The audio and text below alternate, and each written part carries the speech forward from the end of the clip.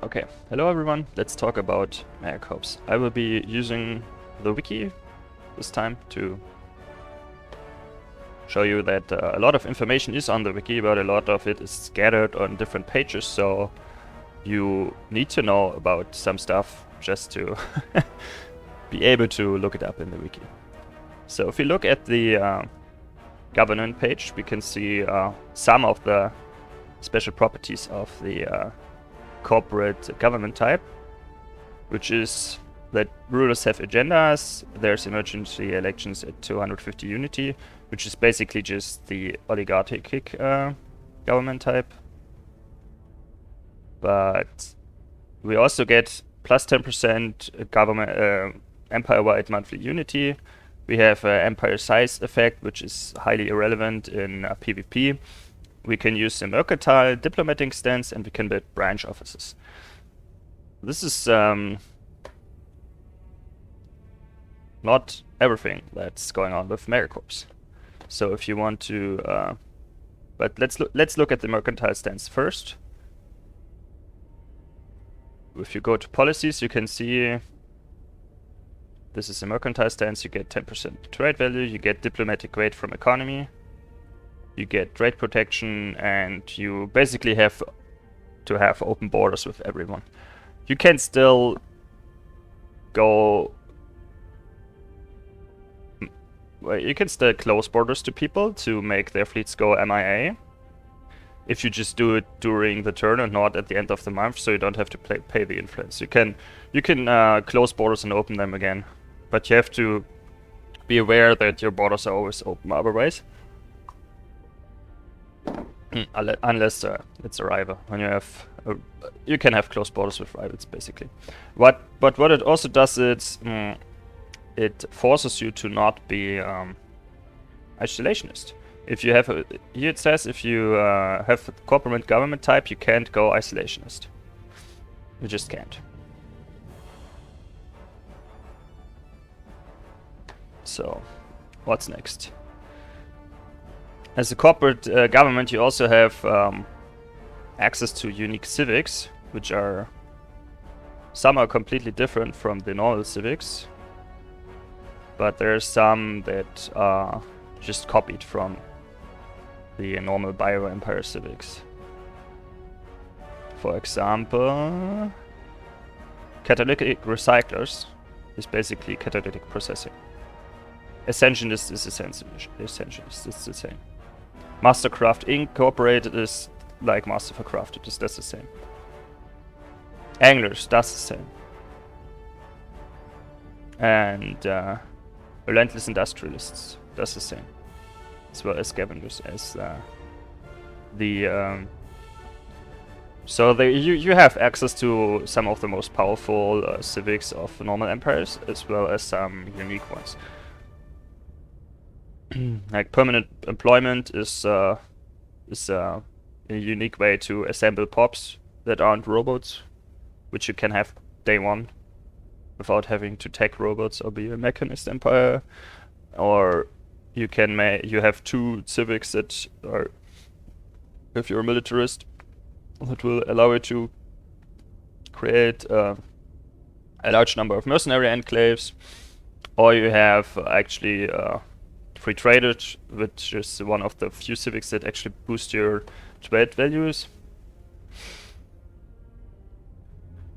And that's it.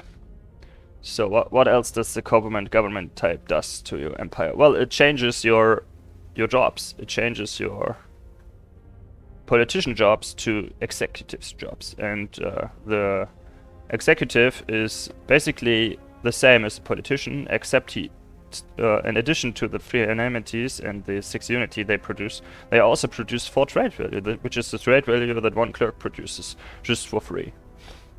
And the same is with, where are they? Managers. Managers are basically bureaucrats, except they generate trade value in addition to the 4 unity.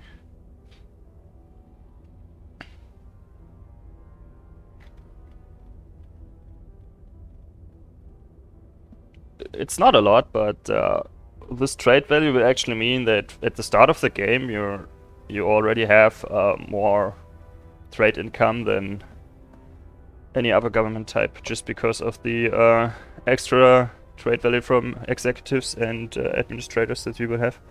I mean managers. What you also need to, well, if you want to use the fact that you have very cheap emergency elections, you have to know that corporate governments, and it says here in the government type wiki, if you scroll down, you can see that if there are special conditions met, then this will actually manipulate your election candidate pool. So, for example, an oligarchy with spiritualist type government will only have governors as their leader pool. So no scientist can join can be a ruler in this kind of government, and no admiral and no general. Only governors and envoys. If you don't have enough governors, which could possibly happen in your pool to have 4 candidates, then an envoy will be selected instead. And if you have a military junta, you see that only military leaders can become ruler. And yeah, basically it's the same for corporate. Only governors can become CEO.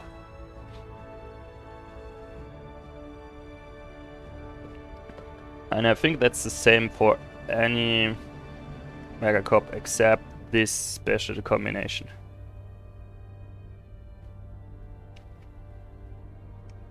Anyone can become a grave administrator. So what is the next what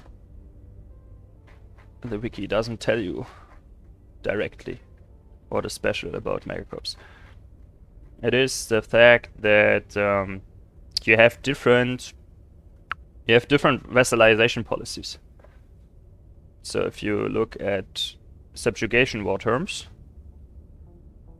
the Megacorp will actually not have oppressive, balanced, and benevolent vassalage as their subjugation war term. They have hostile takeover, standard acquisition, and negotiated synergy, which are, if you look at these terms, well, actually no. You see, there's no integration possible with hostile takeover in a Megacorp.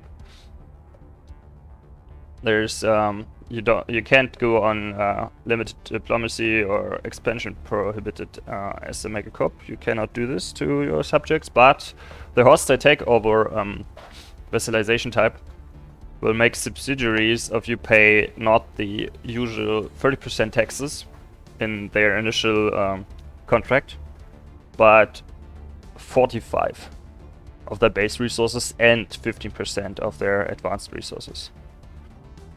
So you are able to impose way higher tributary taxes on people if you use the hostile takeover type. And a person that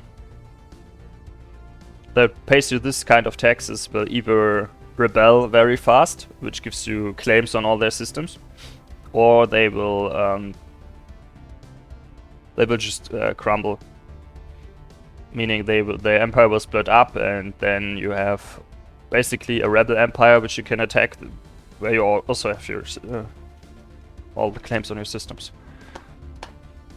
Okay, so for the last part, yeah, branches of offices, I'm not gonna cover it. It's a lot of stuff to say about it, and you can see it on the wiki under holdings. You need to know that the branch office is a holding, and most of what you need to do is actually on the holding article under corporate holdings, meaning branch offices. Alright.